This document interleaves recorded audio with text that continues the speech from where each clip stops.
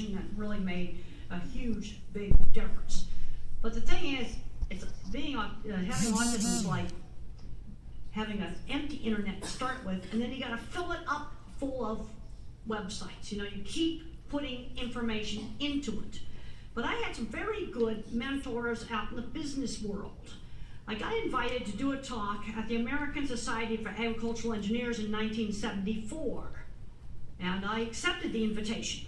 And I got a whole bunch of slides together, and I practiced my talk for an old engineer named Tom, and he says, "Your talk's way too negative." There's a tendency sometimes to get negative. Well, I took his advice, and I made my talk a lot less negative. Instead of just saying, "Whoa, this is all the stuff that's wrong with everything people are doing." When I first started getting started in the cattle industry in the early 70s, you know, I was a woman in a man's industry. There were no women in the feedlots in Arizona except in the office doing secretarial work. This is where maybe autism helped me, because I got fixated on cattle feedlots and I was motivated to do this no matter what.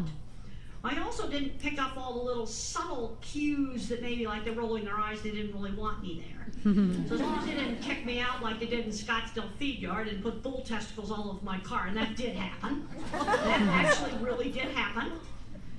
But there were some good people in the industry who helped me. You know, the good people tended to be the managers and the bosses. It was the cowboys and the work colleagues that did the bad things to me. It was very difficult for me to deal with problems I had at work with equipment sabotage. That somebody would actually break their company's equipment because they didn't like this weird geek coming in there. That was very difficult. You know, people certainly can be really, really illogical. But there were a lot of really good people. And one of them was Jim Uhl, the contractor. And he actually seeked me out because he found out I had ability in design, and he seeked me out. And when I got discouraged, when one of the clients did a little sexual harassment stuff, and was the cowboy boss was telling the big boss that the corrals didn't work and he was trying to slap my butt and stuff like that, that was really bad. You know, my work got criticized. Jim convinced me just to keep going. So there were some very good people in the cattle business that helped me. There was Ted Gilbert at the Red River Feed Yard. There's a guy named Amy.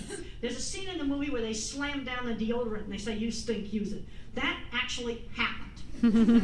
The work stuff in the movie is accurate. There's a scene in there where that metal plate was put into the dip vat and it drowned the cattle.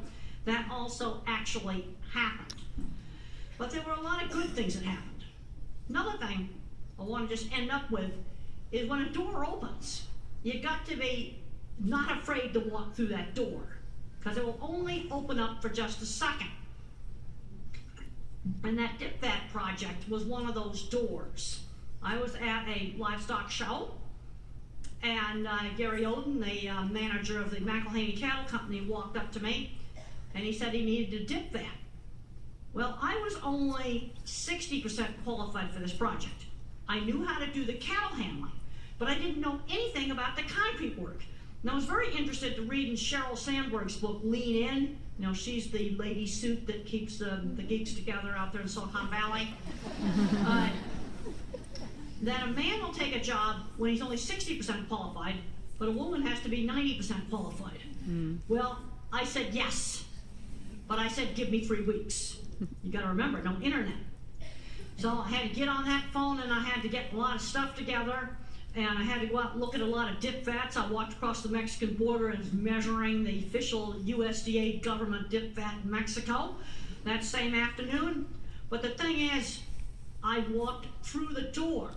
I've heard sad stories where a lady got a free scholarship for some prestigious art school and she didn't feel like she was good enough.